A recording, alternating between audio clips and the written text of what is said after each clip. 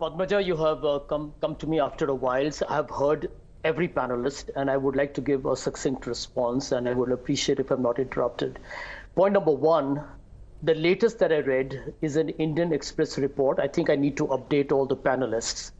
And the Indian Express report, they spoke, by the way, to one of the women who was stripped, paraded naked, and gang raped.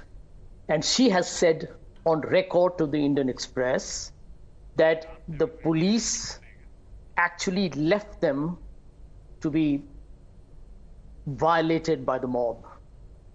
And that, I think, is a very serious accusation here. Because who does the police report to? The chief minister, who, by the way, speaking to another channel today, said there were hundreds of such cases, which brings us to the point that Ravi Shankar Prasad today and the BJP, Mr. Modi, they should cut out these crocodile tears, and we are hearing too much of this motherhood and apple pie rhetoric on your show. And let me try and explode them for you, because this is a very serious subject. I speak both as a politician and as a very concerned citizen of this country.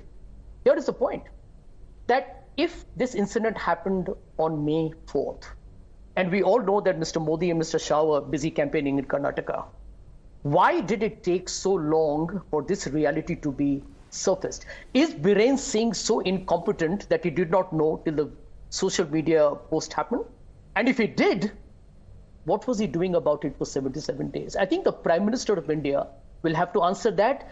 To expect Biren Singh to resign is expecting like Donald Trump to start reading the Bible tomorrow. Let's not get into that trip. Let's ask hard questions. The government said today that they are willing to have this conversation.